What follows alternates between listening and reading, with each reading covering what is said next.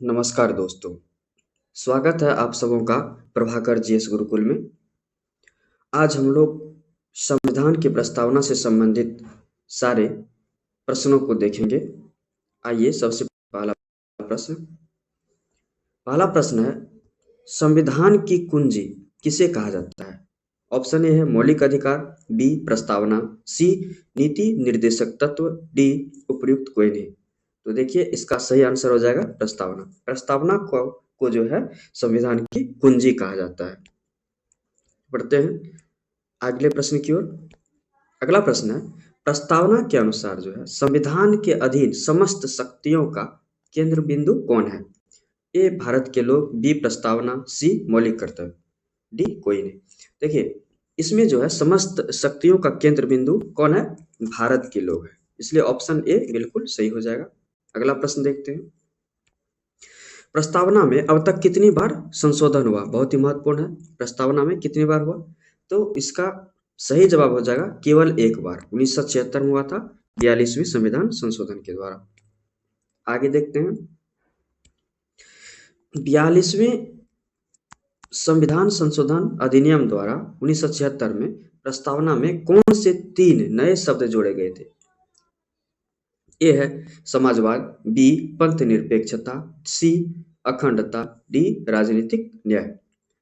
तो इसमें से जो है ऑप्शन ए, बी एवं सी में जो दिया गया है यही 3 शब्द जोड़े गए थे। तो इसका क्या हो जाएगा? ए, बी एवं सी, ये तीनों बिल्कुल सही हो जाएगा। ठीक है, ये तीनों सही हो जाएगा। अगला प्रश्न देखेंगे, ये प्रश्न है, सर्वोच्च न्यायालय ने किस वाद में प्रस्तावना को संविधान का मूल ढांचा माना? देखिए ऑप्शन ए है बेरोबारी यूनियनवाद 1960, बी केशवानंद भारतीयवाद 1973, सी यूनियन ऑफ इंडिया बनाम मदन गोपाल 1957, उपयुक्त कोई नहीं। देखिए इसका सही जवाब हो जाएगा ऑप्शन बी केशवानंद भारतीयवाद 1973। चलिए इसमें एक कुछ की पॉइंट्स है, देख लेते हैं इसको। सर्वोच्च न्यायालय में केशवानंद भारतीय बनाम केरल राज्यवाद 1973 ईस्वी में कहा, प्रस्तावना संविधान का अंग है, ठीक है, इसलिए विधायिका संसद जो है उसमें संशोधन कर सकती है, किंतु मूल ढांचे का उल्लंघन करने वाला नहीं होना चाहिए। ठीक है, मूल ढांचे को उल्लंघन करने वाला नहीं होना चाहिए। संशोधन तो कर सकती है लेकिन मूल ढांचा उसका नहीं बदलना चाहिए। ठीक, अगला प्रश्न देखते हैं। ये प्रश्न है, किस वाद में सर्वोच्च न्यायालय ने निर्णय दिया कि जहां संविधान की भाषा संदिग्ध हो वहां प्रस्तावना विधिक निर्वाचन में सहायता करती है? यानी कि संविधान से जो स्पष्ट नहीं हो पाएगा वहां पर किसके अनुसार डिसीजन लिया जाएगा? प्रस्तावना के अनुसार। तो ये जो है किस वाद में ऐसा कहा था सर्वोच्च न्यायालय ने? ऑप्शन ए है बेरूबारी यूनियनवाद 1960, बी केशवानंद भारतीयवाद 1973, सी यूनियन ऑफ इंडिया बनाम मदन गोपाल 1957। तो इसका जो सही जवाब है ऑप्शन ए बिल्कुल सही हो जाएगा, बेरूबारी यूनियनवाद 1960। ठीक है, आगे बढ़ते हैं प्रश्न संख्या 7 पे। भारत के संविधान की प्रस्तावना में कितने प्रकार का न्याय का उल्लेख किया गया है? काफी महत्वपूर्ण है ये प्रश्न। ए है 2 बार, बी है 3 बार, सी है 4 बार, डी है 5 बार। तो इसमें जो है सही जवाब क्या हो जाएगा? Option B. ऑप्शन बी बिल्कुल सही हो जाएगा। देखिए 3 प्रकार के न्याय का जो है उल्लेख किया गया है। देखिए इसका देखिए कौन कौन सा था? सामाजिक, आर्थिक और राजनीतिक, ये 3 प्रकार के न्याय का उल्लेख हमारे संविधान की प्रस्तावना में किया गया है। आगे देखते हैं प्रश्न संख्या 8। किसने जो है प्रस्तावना को राजनीतिक जन्म कुंडली कहा? देखिए काफी इंपॉर्टेंट है, ये किसी भी कंपटीटिव एग्जाम में देखने के लिए मिल जाता है। पहला है option Thakur Das Bhargava, B Ernest Parker, सी नाना पालकीवाल और डी के एम मुंशी। तो इनका जो है सही जवाब क्या हो जाएगा? के एम मुंशी। के एम मुंशी ने जो है प्रस्तावना को क्या कहा था? राजनीतिक जन्म कुंडली। ठीक, अगला प्रश्न देखेंगे। संविधान की प्रस्तावना में कितने प्रकार की स्वतंत्रता का उल्लेख किया गया? देखिए हाल ही में बीपीएससी टीचर के एग्जाम में यह प्रश्न आया था। ऑप्शन ए है 2 बार, बी है 3 बार, सी है 4 बार, डी है 5 बार। तो इसका जो सही जवाब हो जाएगा कि स्वतंत्रता 5 प्रकार के स्वतंत्रता का उल्लेख किया गया है। ऑप्शन डी बिल्कुल सही हो जाएगा। तो देखिए कौन कौन सा 5 प्रकार की स्वतंत्रता था। विचार, अभिव्यक्ति, विश्वास, धर्म एवं उपासना, ये हो जाएगा इसका। चलिए अगला प्रश्न देखते हैं। क्वेश्चन नंबर 10, संविधान की प्रस्तावना में कितने प्रकार की समानता का उल्लेख किया गया है।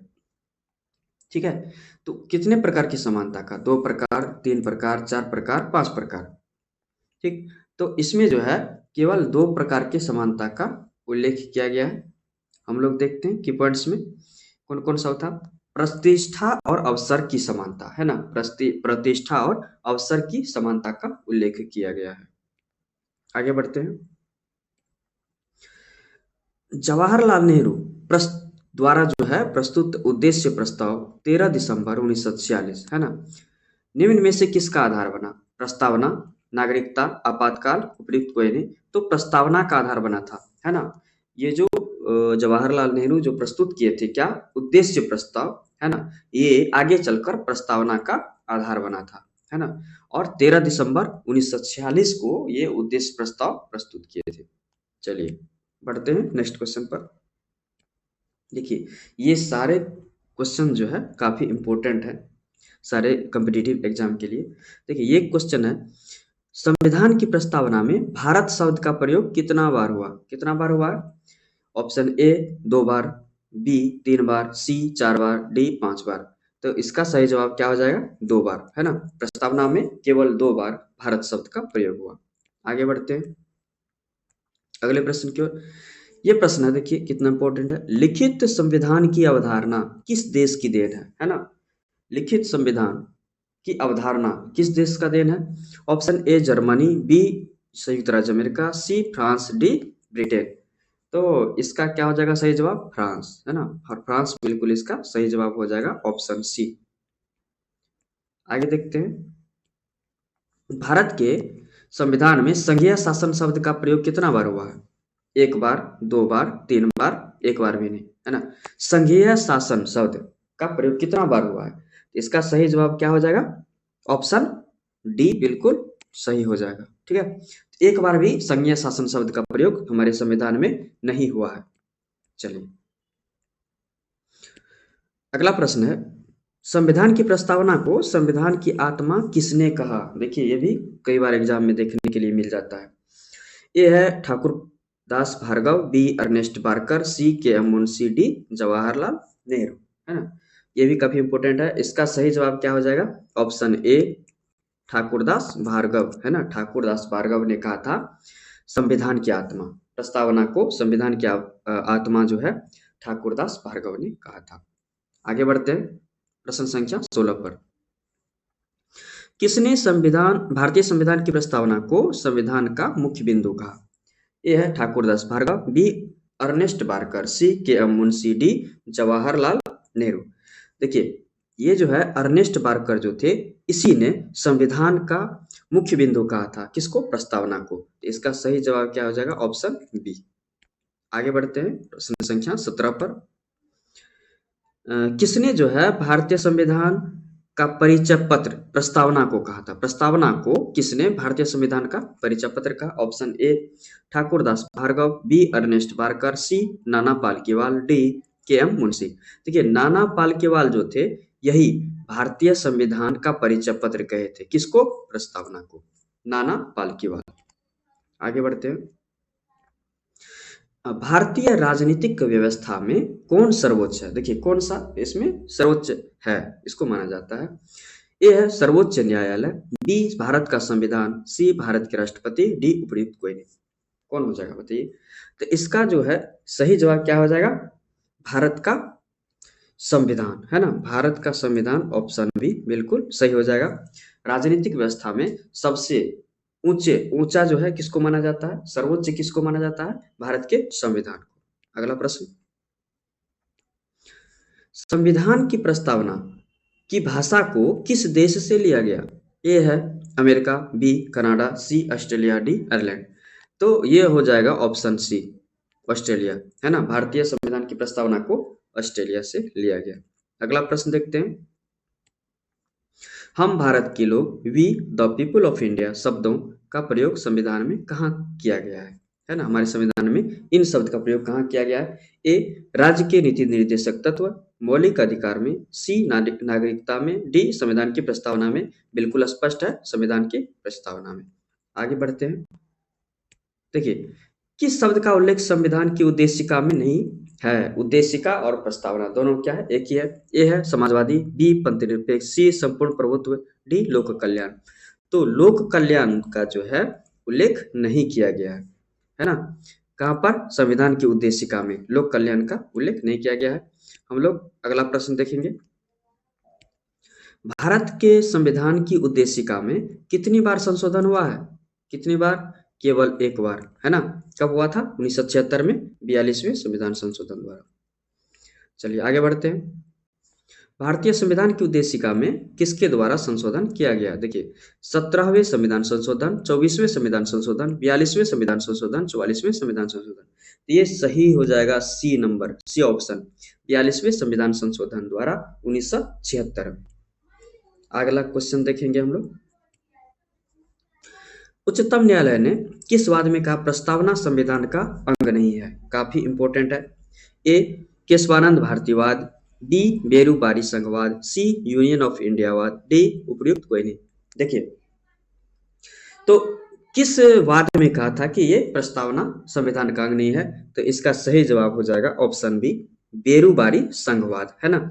इसमें जो है कहा था क्या? उच्चतम न्यायालय ने प्रस्तावना संविधान का अंग नहीं है। तो इसका सही जवाब ऑप्शन बी हो गया, बेरूबारी संघवाद, है ना?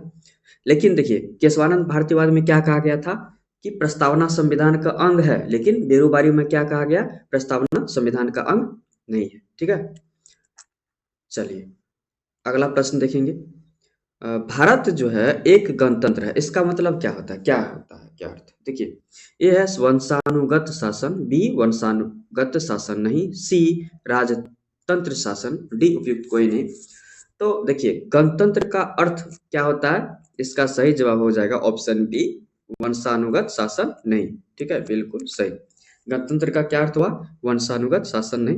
देखिए, आप लोग इस वीडियो को 2 से 3 बार देखिए और प्रस्तावना से रिलेटेड जितने भी प्रश्न है इसमें शामिल किया गया है।